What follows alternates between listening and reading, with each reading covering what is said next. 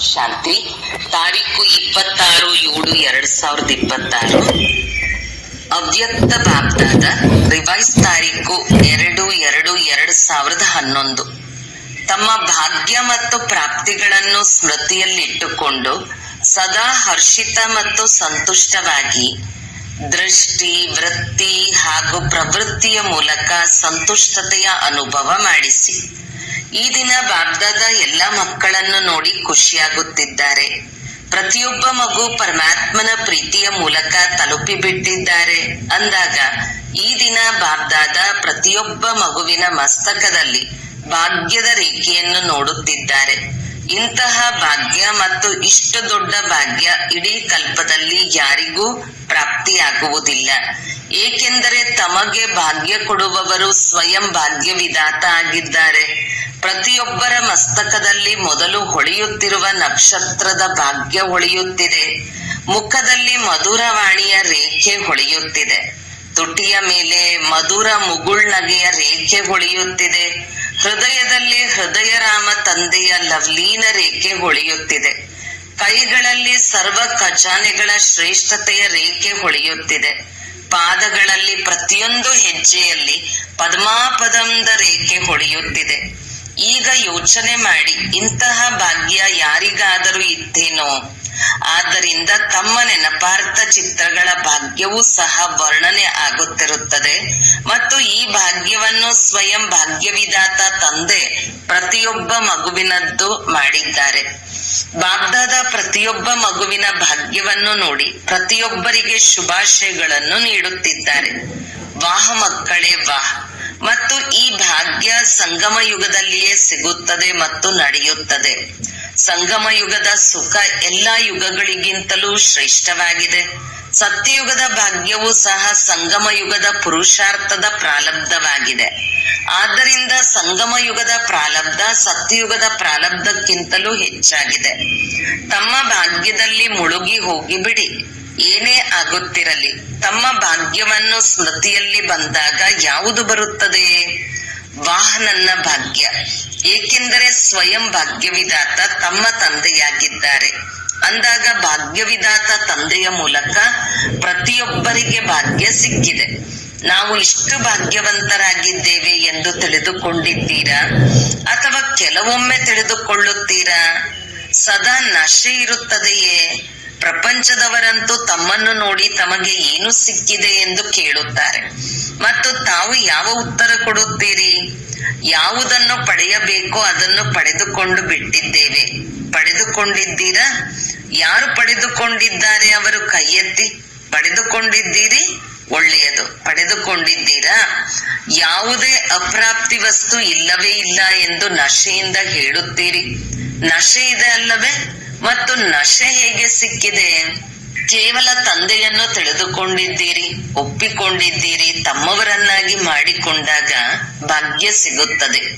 ಈ ಭಾಗ್ಯವನ್ನು ಎಷ್ಟು ಸ್ಮೃತಿಯಲ್ಲಿಟ್ಟುಕೊಳ್ಳುತ್ತೀರಿ ಅಷ್ಟು ಹರ್ಷಿತರಾಗುತ್ತೀರಿ. ಭಾಗ್ಯವಂತರ ಮುಖಪುಟ ಸದಾ ಹರ್ಷಿತವಾಗಿರುತ್ತದೆ. ಆಗಿರುತ್ತದೆ ಅಲ್ಲವೇ? ಅವರ ದೃಷ್ಟಿ, ಅವರ ವೃತ್ತಿ ಮತ್ತು ಅವರ ಪ್ರವೃತ್ತಿ ಸದಾ ಸಂತುಷ್ಟ ಆತ್ಮರಾಗಿ ಸ್ವಯಂ ಸಹ ಸಂತುಷ್ಟವಾಗಿರುತ್ತಾರೆ ಮತ್ತು ಅನ್ಯರನ್ನು ಸಹ ಸಂತುಷ್ಟರನ್ನಾಗಿ ಮಾಡುತ್ತಾರೆ. ಅಂದಾಗ ತಮ್ಮೆಲ್ಲರಿಗೆ ಸಂತುಷ್ಟತೆಯ ನಶೆ ಇರುತ್ತದೆ. ಏಕೆಂದರೆ ಸಂತುಷ್ಟತೆಯ ಆಧಾರವಾಗಿದೆ ಸರ್ವ ಪ್ರಾಪ್ತಿ. ಅಪ್ರಾಪ್ತಿ ಅಸಂತುಷ್ಟತೆಯ ಆಧಾರವಾಗಿದೆ. ಅಂದಾಗ ತಾವು ಯಾವ ಅನುಭವ ಮಾಡುತ್ತೀರಿ?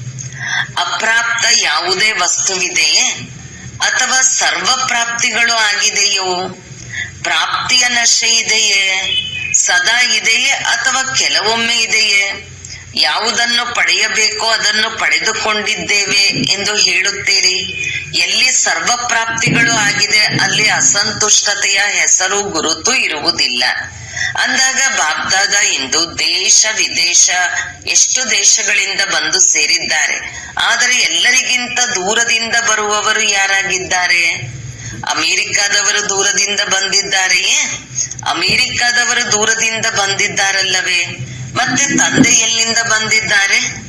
ಅಮೆರಿಕ ಅಂತೂ ಇದೇ ಲೋಕದಲ್ಲಿದೆ. ಬಾಬ್ದಾದ ಎಲ್ಲಿಂದ ಬಂದಿದ್ದಾರೆ? ಪರಮಧಾಮದಿಂದ ಬಂದಿದ್ದಾರೆ. ಬ್ರಹ್ಮ ತಂದೆಯೂ ಸಹ ಸೂಕ್ಷ್ಮ ಲೋಕದಿಂದ ಬಂದಿದ್ದಾರೆ ಅಂದಾಗ ಯಾರು ದೂರದಿಂದ ಬಂದಿದ್ದಾರೆ? ಎಲ್ಲರಿಗಿಂತ ದೂರ ಯಾರಿದ್ದಾರೆ? ಇದು ತಂದೆ ಮತ್ತು ಮಕ್ಕಳ ಪ್ರೀತಿಯ ದೃಷ್ಟಿ. ತಾವು ನನ್ನ ಬಾಬಾ ಎಂದು ಹೇಳಿದ್ದೀರಿ ಮತ್ತು ತಂದೆ ನನ್ನ ಮಗು ಎಂದು ಹೇಳಿದ್ದಾರೆ. ಕೇವಲ ಒಬ್ಬರನ್ನು ತಿಳಿದುಕೊಳ್ಳುವುದರಿಂದ ಎಷ್ಟೊಂದು ಆಸ್ತಿ ಸಿಗುತ್ತದೆ. ಪ್ರಪಂಚದವರು ಸುಖಕ್ಕಾಗಿ, ಶಾಂತಿಗಾಗಿ ಎಲ್ಲಿ ಶಾಂತಿ ಸಿಗುತ್ತದೆ, ಎಲ್ಲಿ ಸುಖ ಸಿಗುತ್ತದೆ ಎಂದು ಹುಡುಕುತ್ತಿರುತ್ತಾರೆ ಮತ್ತು ತಮ್ಮ ಜೀವನವೇ ಸುಖ ಶಾಂತಿ ಸಂಪನ್ನವಾಗಿದೆ. ಈಗ ಬಾಬ್ದಾದರವರು ಕೇಳುತ್ತಾರೆ, ಬಾಬ್ದಾದ ಏನು ಬಯಸುತ್ತಾರೆ? ಬಾಬ್ದಾದ ಪ್ರತಿಯೊಬ್ಬ ಮಗುವಿನಿಂದ ಇದನ್ನೇ ಬಯಸುತ್ತಾರೆ, ಪ್ರತಿಯೊಬ್ಬ ಮಗು ಸದಾ ಸ್ವರಾಜ್ಯಾಧಿಕಾರಿ ಆಗಿರಲಿ. ಕೆಲವೊಮ್ಮೆ ಅಲ್ಲ, ಏಕೆಂದರೆ ಈಗಿನ ಸ್ವರಾಜ್ಯಾಧಿಕಾರದ ವರದಾನ ತಂದೆ ಈ ಸಂಗಮ ಯುಗಕ್ಕಾಗಿ ಪೂರ್ತಿ ಕೊಟ್ಟು ಬಿಟ್ಟಿದ್ದಾರೆ.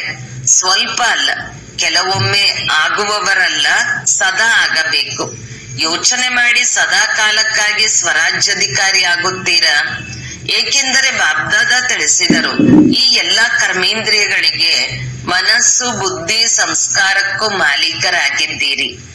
ಎಲ್ಲದಕ್ಕೆ ನನ್ನದು ಎಂಬ ಶಬ್ದವನ್ನು ಹೇಳುತ್ತೀರಿ, ನಾನು ಎಂದು ಹೇಳುವುದಿಲ್ಲ, ನನ್ನದು ಎಂದು ಹೇಳುತ್ತೀರಿ. ಮನಸ್ಸು, ಬುದ್ಧಿ, ಸಂಸ್ಕಾರ ನನ್ನದು ಅಂದಾಗ ನನ್ನದರ ಮೇಲೆ ಸದಾ ಅಧಿಕಾರ ಇರುತ್ತದೆ. ಈ ರೀತಿ ಮನಸ್ಸು, ಬುದ್ಧಿ, ಸಂಸ್ಕಾರದ ಮೇಲೆ ಪೂರ್ತಿ ಅಧಿಕಾರ ಇರಬೇಕು. ಇದಕ್ಕೆ ಸ್ವರಾಜ್ಯಾಧಿಕಾರಿ ಎಂದು ಹೇಳಲಾಗುತ್ತದೆ. ಏನು ಆರ್ಡರ್ ಮಾಡುತ್ತೀರಿ, ಅದರ ಅನುಸಾರವಾಗಿ ಈ ಕಾರ್ಯವನ್ನು ಮಾಡಲು ನಿಮಿತ್ತರಾಗಿದ್ದೀರಿ. ಆದರೆ ಇದಕ್ಕಾಗಿ ನಡೆಯುತ್ತಾ, ಓಡಾಡುತ್ತಾ, ಕಾರ್ಯವನ್ನು ಮಾಡುತ್ತಾ ಮಾಲೀಕತನದ ನಶೆ ಇರಬೇಕು, ನಿಶ್ಚಯ ಮತ್ತು ನಶೆ ಇರಬೇಕು. ಈಗಂತೂ ಆತ್ಮಗಳಿಗೆ ಮನಸ್ಸ ಮೂಲಕ ಸಹ ಸೇವೆ ಕೊಡುವ ಸಮಯವಾಗಿದೆ. ಕೂಗುತ್ತಿರುತ್ತಾರೆ, ಹೇ ಪೂರ್ವಜ, ನಮಗೆ ಸ್ವಲ್ಪ ಸುಖ ಶಾಂತಿಯ ಕಿರಣಗಳನ್ನು ಕೊಟ್ಟು ಬಿಡಿ ಅಂದಾಗ, ಹೇ ಪೂರ್ವಜರೇ, ದುಃಖಿಗಳ ಕೂಗು ಕೇಳಿಸುತ್ತದೆ ಅಲ್ಲವೇ? ಬಾಬ್ದಾದರವರು ಯಾವುದೇ ಆಪತ್ತು ಅಚಾನಕ್ ಬರುತ್ತದೆ ಎಂದು ಸೂಚನೆ ಕೊಟ್ಟು ಬಿಟ್ಟಿದ್ದಾರೆ. ಇದಕ್ಕಾಗಿ ಸೆಕೆಂಡಿನಲ್ಲಿ ಫುಲ್ ಸ್ಟಾಪ್ ಮತ್ತು ಅಭ್ಯಾಸವೂ ಸಹ ಮಾಡುತ್ತಿದ್ದೀರಿ. ಏಕೆಂದರೆ ಆ ಸಮಯದಲ್ಲಿ ಪುರುಷಾರ್ಥದ ಸಮಯ ಇರುವುದಿಲ್ಲ. ಅಭ್ಯಾಸ ಮಾಡಿ ಫುಲ್ ಸ್ಟಾಪ್ ಹಾಕಿದರೆ ಆಶ್ಚರ್ಯ ಆಗುತ್ತದೆ. ಆದ್ದರಿಂದ ಈಗ ಪುರುಷಾರ್ಥದ ಸಮಯ ಸಿಕ್ಕಿದೆ. ಆ ಸಮಯ ಪ್ರಾಕ್ಟಿಕಲ್ ಮಾಡುವ ಸಮಯವಾಗಿದೆ ಅಂದಾಗ ಈಗಿನಿಂದ ಅಭ್ಯಾಸವಂತೂ ಮಾಡುತ್ತಿದ್ದೀರಿ. ಬಾಬ್ದಾದ ರಿಸಲ್ಟ್ ನೋಡುತ್ತಾರೆ, ಅಟೆನ್ಷನ್ ನಲ್ಲಿ ಇದ್ದಾರೆ. ಇಡಬೇಕಾಗಿರುವುದು ಸಹ ಕೇವಲ ಬಿಂದು, ಅಟೆನ್ಷನ್ ಕೊಡಬೇಕು. ಬಾಬ್ದಾದ ವಿಶೇಷವಾಗಿ ಮಕ್ಕಳಿಗೆ ಕೊಡುಗೆ ಕೊಡುತ್ತಾರೆ. ಮಕ್ಕಳೇ, ನಾನು ಸದಾ ನಿಮ್ಮ ಜೊತೆ ಇದ್ದೇನೆ. ತಂದೆ ಹೇಳಿದ್ದಾರೆ ಮತ್ತು ಮಕ್ಕಳಿಗೆ ತಂದೆ ಸದಾ ಹಾಜರಿರುತ್ತಾರೆ. ಹಜೂರ್ ಹಾಜರಾಗಿದ್ದಾರೆ ಎಂದು ಹೇಳಲಾಗುತ್ತದೆ. ಸರ್ವವ್ಯಾಪಿ ಅಲ್ಲ, ಆದರೆ ಮಕ್ಕಳ ಮುಂದೆ ಹಜೂರ್ ಹಾಜರಾಗುತ್ತಾರೆ ಅಂದಾಗ ಸದಾ ವಿಜಯಿ ಆಗಬೇಕು. ಎಲ್ಲಿ ಭಗವಂತ ಜೊತೆ ಇರುತ್ತಾರೆ ಅಲ್ಲಿ ವಿಜಯವು ಆಗುವುದು ಏಕೆ ಕಷ್ಟವಾಗುತ್ತದೆ? ವಿಜಯ ತಮ್ಮ ಜನ್ಮಸಿದ್ಧ ಅಧಿಕಾರವಾಗಿದೆ. ಕೇವಲ ನನ್ನ ಬಾಬಾ ಅಂದಾಗ ವಿಜಯಿ ಆಗಿಯೇ ಆಗುತ್ತೀರಿ. ಆದ್ದರಿಂದ ಸದಾ ವಿಜಯಿ ಆಗಬೇಕು. ಯಾರು ನೆನಪಿನಲ್ಲಿ ಇರುತ್ತಾರೆ ಅವರಿಗಾಗಿ ಅತಿ ಸಹಜ ಆಗಿದೆ, ಕಷ್ಟ ಆಗುವುದಿಲ್ಲ. ಎಲ್ಲಿ ಭಗವಂತ ಇರುತ್ತಾರೆ ಅಲ್ಲಿ ವಿಜಯ ಖಂಡಿತ ಇದ್ದೇ ಇರುತ್ತದೆ ಅಂದಾಗ ಈ ದಿನ ಬಾಬ್ದಾದ ಎಲ್ಲಾ ಮಕ್ಕಳನ್ನು ನೋಡಿ ಖುಷಿ ಆಗುತ್ತಿದ್ದಾರೆ. ಎಷ್ಟು ಸ್ನೇಹದಿಂದ, ಯಾವ ಸಾಧನೆಯ ಮೂಲಕ ಬಂದಿದ್ದೀರಿ? ಟ್ರೈನಿನಲ್ಲಿ ಬಂದಿದ್ದೀರೋ ಅಥವಾ ಪ್ಲೇನಿನಲ್ಲಿ ಬಂದಿದ್ದೀರೋ? ಶರೀರದ ಮೂಲಕ ತಲುಪಿದ್ದೀರಿ, ಆದರೆ ಹೃದಯದ ಪ್ರೀತಿ ತಮ್ಮನ್ನು ಇಲ್ಲಿಗೆ ಕರೆದುಕೊಂಡು ಬಂದಿದೆ. ಸಾಹಸ ತಮ್ಮದು, ಸಹಯೋಗ ತಂದೆಯದು. ಈಗ ಬಾಬ್ದಾದ ಇದನ್ನೇ ಬಯಸುತ್ತಾರೆ, ಪ್ರತಿಯೊಬ್ಬ ಮಗು ಪ್ರತಿಯೊಂದು ಕರ್ಮದಲ್ಲಿ ತಮ್ಮ ಸ್ವರಾಜ್ಯದ ಸೀಟಿನಲ್ಲಿ ಸ್ಥಿತರಾಗಲಿ. ಒಳ್ಳೆಯದು. ಈ ದಿನ ಮೊದಲನೇ ಬಾರಿ ಬಂದಿದ್ದಾರೆ. ಯಾರು ಮೊದಲನೇ ಬಾರಿ ಬಂದಿದ್ದಾರೋ ಅವರು ಕೈ ಎತ್ತಿ, ಎದ್ದು ನಿಲ್ಲಿ. ಬಹಳ ಇದ್ದಾರೆ. ಒಳ್ಳೆಯದು. ಹೇಗೆ ಮೊದಲನೇ ಬಾರಿ ಬಂದಿದ್ದೀರಿ ಅದೇ ರೀತಿ ಮೊದಲನೇ ನಂಬರಿನಲ್ಲಿ ಹೋಗಬೇಕಲ್ಲವೇ? ಯಾರು ಧೈರ್ಯವನ್ನು ಇಟ್ಟುಕೊಳ್ಳುತ್ತಾರೆ ಅವರಿಗೆ ಬಾಬ್ದಾದರವರ ಸಹಯೋಗ ಸಿಗುತ್ತದೆ. ಮತ್ತು ಧೈರ್ಯದಿಂದ ಎಷ್ಟು ಮುಂದುವರಿಯಲು ಬಯಸುತ್ತೀರಿ ಅಷ್ಟು ಅವಕಾಶವಿದೆ. ಏಕೆಂದರೆ ಟೂ ಲೇಟ್ ಬೋರ್ಡ್ ಇನ್ನೂ ಹಾಕಿಲ್ಲ. ನೆನಪಿನಲ್ಲಿ ಇರಿ ಮತ್ತು ಏನು ಪ್ರಾಪ್ತಿಯಾಗಿದೆ ಅದರಿಂದ ಅನ್ಯರ ಸೇವೆ ಮಾಡಿ. ಎಷ್ಟು ಸೇವೆ ಮಾಡುತ್ತೀರಿ ಅಷ್ಟು ಆಶೀರ್ವಾದಗಳು ಸಿಗುತ್ತದೆ ಮತ್ತು ಆ ಆಶೀರ್ವಾದಗಳು ತಮ್ಮನ್ನು ಮುಂದುವರಿಸುತ್ತದೆ. ಸಂದೇಶವನ್ನು ಕೊಡುತ್ತಾ ಹೋಗಿ. ಬಾಕಿ ಪ್ರತಿಯೊಬ್ಬರ ಅದೃಷ್ಟ. ಆದರೆ ತಾವು ಸಂದೇಶ ಕೊಟ್ಟು ಬಿಡಿ. ತಮ್ಮ ಪುಣ್ಯವನ್ನು ಜಮಾ ಮಾಡಿಕೊಳ್ಳುತ್ತೀರಿ. ಪುಣ್ಯ ತಮ್ಮನ್ನು ಮುಂದುವರಿಸುತ್ತಿರುತ್ತದೆ. ಒಳ್ಳೆಯದು. ಬಾಬ್ದಾದರವರು ಅಮೃತ ವೇಳೆ ಎಲ್ಲಾ ಕಡೆ ಸುತ್ತುತ್ತಾರೆ. ಅವರಿಗೆ ಸುತ್ತುವುದು ಏನು ದೊಡ್ಡ ಮಾತು? ಬಾಬ್ದಾದರವರು ಇದನ್ನು ಸಹ ಹೇಳಿದ್ದಾರೆ. 4 ಗಂಟೆಗೆ ಮಿಲನದ ವಿಶೇಷತೆ ಇದೇ ಆಗಿದೆ. 4 ಗಂಟೆಗೆ ಬಾಬ್ದಾದ ಎಲ್ಲಾ ಮಕ್ಕಳಿಗೆ ಸಹಜವೇ ವರದಾನ ಕೊಡುತ್ತಾರೆ. ವರದಾನ ದಾತನ ವಿಶೇಷ ಪಾತ್ರ ಅಮೃತ ವೇಳೆ ಇರುತ್ತದೆ. ಏನೇ ವರದಾನ ಬೇಕು ಅದನ್ನು ಬಾಬ್ದಾದ ಕೊಟ್ಟು ಬಿಡುತ್ತಾರೆ. ಪ್ರಯತ್ನಿಸಿ ನೋಡಿರಿ. ಆದರೆ ನೀವೆಲ್ಲರೂ ವರದಾನಗಳನ್ನು ಪಡೆದುಕೊಳ್ಳಲು ಅಲರ್ಟ್ ಆಗಿರಬೇಕು. ಒಂದು ವೇಳೆ ಅಲರ್ಟ್ ಇಲ್ಲವೆಂದರೆ ಬಾಬ್ದಾದರವರು ಸುತ್ತು ಹಾಕಿ ಹೋಗಿಬಿಡುವರು ಮತ್ತು ನೀವು ಯೋಚಿಸುತ್ತಿರುತ್ತೀರಿ. ಅದಕ್ಕೆ ಅಮೃತ ವೇಳೆಯ ಮಹತ್ವವನ್ನು ಕೊಡುತ್ತೀರಿ. ಆದರೆ ಗಮನವಿರಲಿ, ಬಾಬ್ದಾದರವರು ನೋಡಿದ್ದಾರೆ ಸಮಯಾನುಸಾರ ಸೇವೆಯು ಹೆಚ್ಚಾಗುತ್ತಿದೆ ಮತ್ತು ಸೇವೆಯ ಕಾರಣ ತಂದೆಯಿಂದ ವರದಾನ ಪಡೆದುಕೊಳ್ಳುವುದರಿಂದ ದೂರವಾಗಲು ಸಾಧ್ಯವಿಲ್ಲ. ಬಾಕಿ ಡಬಲ್ ವಿದೇಶದವರು ಮೆಜಾರಿಟಿ ಪುರುಷಾರ್ಥ ಮಾಡುತ್ತಾರೆ. ಆದರೆ ಅಟೆನ್ಷನ್ ಅನ್ನು ಅಂಡರ್ಲೈನ್ ಮಾಡಿಕೊಳ್ಳಬೇಕು.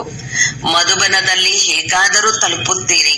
ಅದಕ್ಕಾಗಿ ವಿಶೇಷವಾಗಿ ಎಲ್ಲಾ ಮಕ್ಕಳಿಗೆ ಶುಭಾಶಯ ನೀಡುತ್ತಿದ್ದಾರೆ.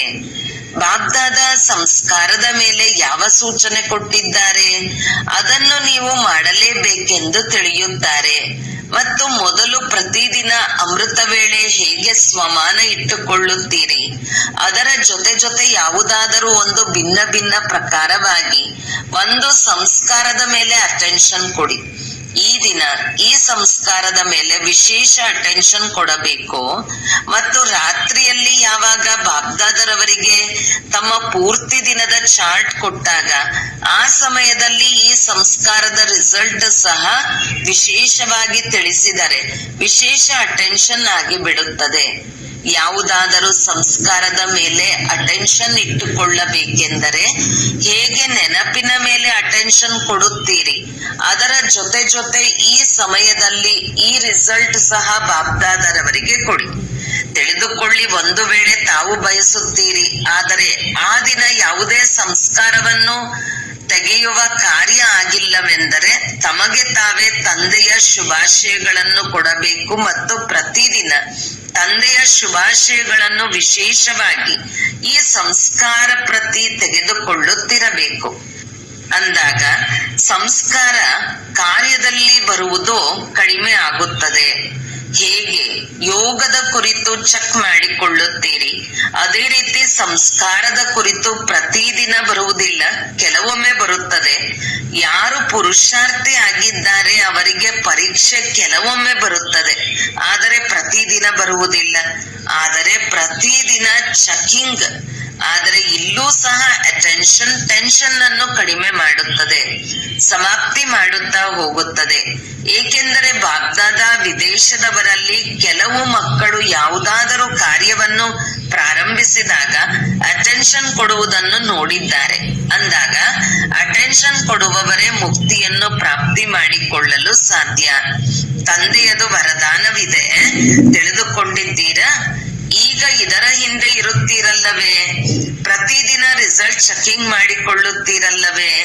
ಸಂಸ್ಕಾರ ತಾನಾಗಿಯೇ ಸಡಿಲ ಆಗಿ ಬಿಡುತ್ತದೆ ಮತ್ತು ಸಂಸ್ಕಾರದ ಸಬ್ಜೆಕ್ಟಿನಲ್ಲಿ ನಂಬರ್ 1 ಹೋಗಲಿ ಎಂದು ಬಾಬ್ದಾದ ಬಯಸುತ್ತಾರೆ. ಯಾವ ಸಂಸ್ಕಾರವನ್ನು ಬಯಸುತ್ತೀರೋ ಅದೇ ಕಾರ್ಯರೂಪದಲ್ಲಿ ಬರಬೇಕು, ಆಗಿಬಿಡುತ್ತದೆ. ಅಟೆನ್ಷನ್ ನಲ್ಲಿ ಬಂದಿದ್ದೀರಲ್ಲವೇ ಅಂದಾಗ ಆಗಿಬಿಡುತ್ತದೆ. ಆದರೆ ಅಟೆನ್ಷನ್ ಕೊಡಬೇಕು, ಆಗಿಬಿಡುತ್ತದೆ ಎಂದಲ್ಲ, ಆದರೆ ಅಟೆನ್ಷನ್ ಕೊಡಬೇಕು. ಸಂಘಟನೆಯಲ್ಲಿಯೇ ಈ ಸಂಸ್ಕಾರ ಏಕೆ ಬರುತ್ತದೆ? ತಮ್ಮ ಚಿತ್ರಗಳಲ್ಲಿ ಯಾರ ಪೂಜೆ ಮಾಡುತ್ತಾರೆ, ತಮ್ಮ ಸಂಸ್ಕಾರ ಎಷ್ಟು ಚೆನ್ನಾಗಿ ಹಾಡುತ್ತಾರೆ. ಈ ರೀತಿ ಆಗದಿರಿ. ಅದರಿಂದ ವರ್ಣನೆ ಮಾಡುತ್ತಾರೆ. ತಮ್ಮ ದೇವತಾ ಚಿತ್ರವನ್ನು ಎಮರ್ಜ್ ಮಾಡಿಕೊಳ್ಳಿ. ಯಾವ ಗಾಯನ ಮಾಡುತ್ತಾರೆ? ಈ ರೀತಿ ದೇವತೆಯಂತೂ ಆಗಲೇಬೇಕಲ್ಲವೇ? ಒಳ್ಳೆಯದು.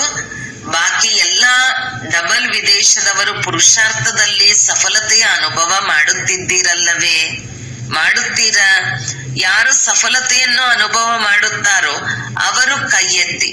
ವಾಹ್, ಕೈಯಂತೂ ಚೆನ್ನಾಗಿ ಎತ್ತುತ್ತೀರಿ. ಲಕ್ಷ್ಯ ಇಟ್ಟುಕೊಳ್ಳಬೇಕು.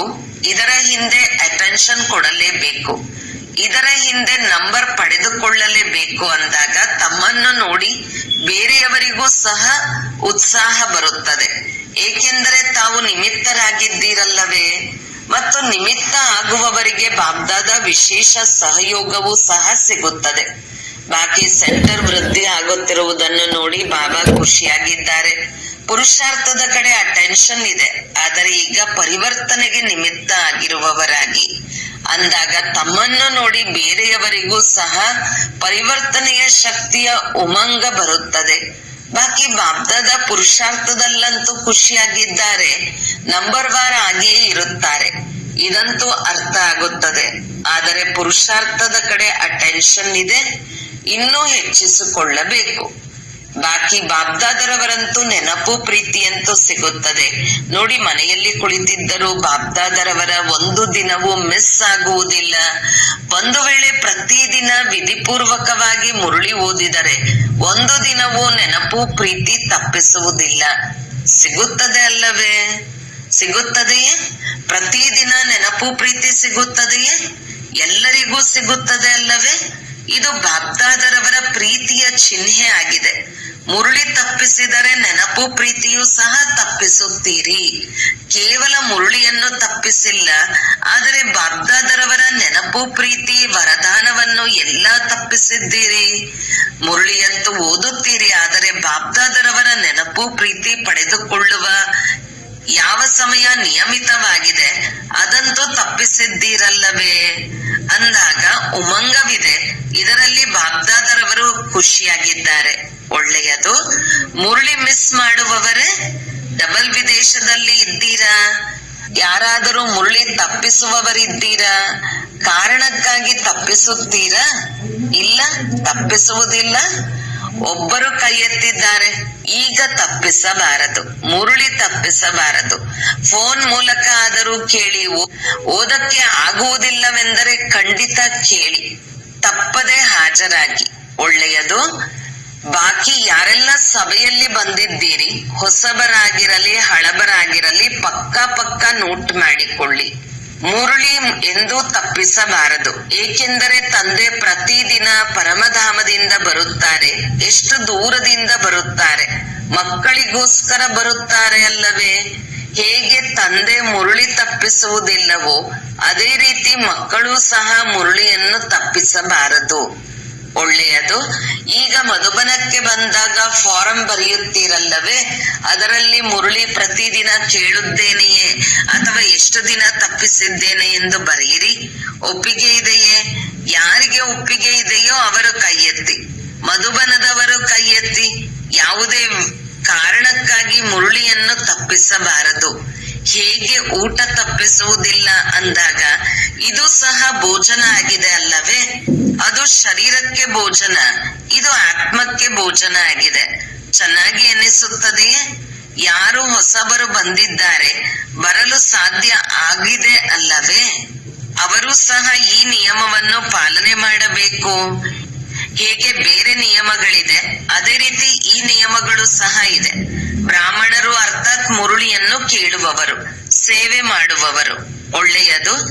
ಈಗ ಎಲ್ಲಾ ಮಕ್ಕಳಿಗೆ ನೆನಪು ಪ್ರೀತಿಯ ಜೊತೆ ಶುಭಾಶಯಗಳನ್ನು ನೀಡುತ್ತಿದ್ದಾರೆ. ಸದಾ ಉಮಂಗ ಉತ್ಸಾಹದಿಂದ ಮುಂದುವರಿಯುತ್ತಿದ್ದೀರಿ ಮತ್ತು ಮುಂದುವರಿಯುತ್ತೀರಿ ಎಂದು ನಿಮ್ಮ ಉಮಂಗ ಉತ್ಸಾಹವನ್ನು ಯಾವುದೇ ಮಾತಿನಿಂದ ಕಡಿಮೆ ಮಾಡಿಕೊಳ್ಳಬೇಡಿ.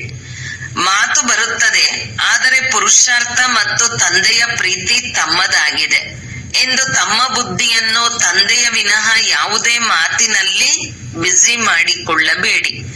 ತಂದೆ ಮತ್ತು ತಂದೆಯ ಮುರುಳಿ ಮತ್ತು ತಂದೆಯ ಮೂಲಕ ಯಾವ ಸೇವೆ ಸಿಕ್ಕಿದೆ ಆ ಸೇವೆಯನ್ನು ಮಾಡುತ್ತೀರಿ. ಈಗ ಏನೇ ಹೇಳಲಿ ಜೊತೆಯಲ್ಲಂತೂ ಇರಲೇಬೇಕು. ರಜಾ ತೆಗೆದುಕೊಳ್ಳುತ್ತೇವೆ ಇದನ್ನು ಸಹ ಹೇಳಲು ಸಾಧ್ಯವಿಲ್ಲ. ಜೊತೆಯಲ್ಲಿ ಇರುತ್ತೇವೆ, ಜೊತೆಯಲ್ಲಿಯೇ ಹೋಗುತ್ತೇವೆ ಮತ್ತು ಜೊತೆಯಲ್ಲಿಯೇ ಬರುತ್ತೇನೆ. ಒಳ್ಳೆಯದು. ಈಗ ಸಮಾಪ್ತಿ. ವರದಾನ: ಶಕ್ತಿ ರೂಪದ ಸ್ಮೃತಿಯ ಮೂಲಕ ಪತೀತ ಸಂಸ್ಕಾರಗಳ ನಾಶಗೊಳಿಸುವ ಕಾಳಿ ರೂಪ ಭವ. ಸದಾ ತಮ್ಮ ಈ ಸ್ವರೂಪವು ಸ್ಮೃತಿಯಲ್ಲಿರಲಿ. ನಾನು ಸರ್ವಶಸ್ತ್ರಧಾರಿ ಶಕ್ತಿಯಾಗಿದ್ದೆ.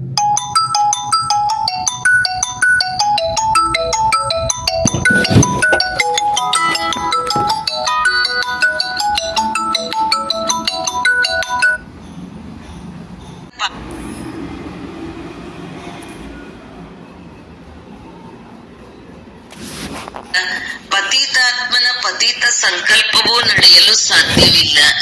ಈ ರೀತಿಯಾಗಿ ತಮ್ಮ ಬ್ರೇಕ್ ಶಕ್ತಿಶಾಲಿ ಆಗಿರಬೇಕು. ಒಂದು ವೇಳೆ ಯಾವುದೇ ಪತೀತಾತ್ಮನ ಪ್ರಭಾವ ಬೀರುತ್ತದೆ ಎಂದರೆ ಇದರ ಅರ್ಥ ಆಗಿದೆ ನಾವು ಪ್ರಭಾವಶಾಲಿ ಆಗಿಲ್ಲ. ಯಾರು ಸ್ವಯಂ ಸಂಹಾರಿಣಿ ಆಗಿರುತ್ತಾರೆಯೋ ಅವರೆಂದಿಗೂ ಯಾರದೇ ಶಿಕಾರಿ ಆಗುವುದಿಲ್ಲ. ಅಂದಾಗ ಇಂತಹ ಕಾಳಿ ರೂಪ ಉಳ್ಳವರಾಗಿ ಅದರಿಂದ ಯಾರೇ ತಮ್ಮ ಮುಂದೆ ಇಂತಹ ಸಂಕಲ್ಪ ಮಾಡಿದರೂ ಅವರ ಸಂಕಲ್ಪವು ಮೂರ್ಛಿತವಾಗಿ ಬಿಡಲಿ. ಸ್ಲೋಗನ್: ರಾಯಲ್ ರೂಪದ ಇಚ್ಛಾ ಸ್ವರೂಪ ಹೆಸರು, ಮಾನ್ಯತೆ ಮತ್ತು ಸ್ಥಾನವಾಗಿದೆ. ಇದರಿಂದ ನಿರ್ಲಿಪ್ತವಾಗಿರಿ. ಅವ್ಯಕ್ತ ಸೂಚನೆ: ಜ್ವಾಲಾ ಸ್ವರೂಪ ಸ್ಥಿತಿಯಲ್ಲಿರುತ್ತಾ ಶಕ್ತಿಶಾಲಿ ನೆನಪಿನ ಅನುಭವ ಮಾಡಿ. ಸಾರಥಿ ಎಂದರೆ ಆತ್ಮ ಅಭಿಮಾನಿ, ಏಕೆಂದರೆ ಆತ್ಮವೇ ಸಾರಥಿಯಾಗಿದೆ. ಬ್ರಹ್ಮ ತಂದೆಯು ಈ ವಿಧಾನದಿಂದ ನಂಬರ್ 1 ಸಿದ್ಧಿ ಪ್ರಾಪ್ತಿಯಾಗುತ್ತದೆ. ಫಾಲೋ ಫಾದರ್ ಮಾಡಿರಿ. ಹೇಗೆ ತಂದೆ ದೇಹವನ್ನು ಅಧೀನ ಮಾಡಿಕೊಂಡು ಪ್ರವೇಶ ಮಾಡುತ್ತಾರೆ, ಅರ್ಥಾತ್ ಸಾರಥಿಯಾಗುತ್ತಾರೆ, ದೇಹದ ಅಧೀನ ಅಲ್ಲ. ಅದಕ್ಕೆ ಭಿನ್ನ ಮತ್ತು ಪ್ರಿಯರಾಗಿದ್ದಾರೆ. ಹಾಗೆಯೇ ನೀವೆಲ್ಲ ಬ್ರಾಹ್ಮಣ ಆತ್ಮರು ಸಹ ತಂದೆಯ ಸಮಾನ ಸಾರಥಿಯ ಸ್ಥಿತಿಯಲ್ಲಿರಿ. ಸಾರಥಿ ಸ್ವತಃವೇ ಸಾಕ್ಷಿಯಾಗಿ ಎಲ್ಲವನ್ನೂ ಮಾಡುತ್ತಾರೆ, ನೋಡುತ್ತಾರೆ, ಕೇಳುತ್ತಾರೆ ಮತ್ತು ಎಲ್ಲವನ್ನೂ ಮಾಡುತ್ತಾ ಮಾಯೆಯ ಲೇಪ ಚೇಪನಿಂದ ನಿರ್ಲಿಪ್ತವಾಗಿರುತ್ತಾರೆ. ಓಂ ಶಾಂತಿ.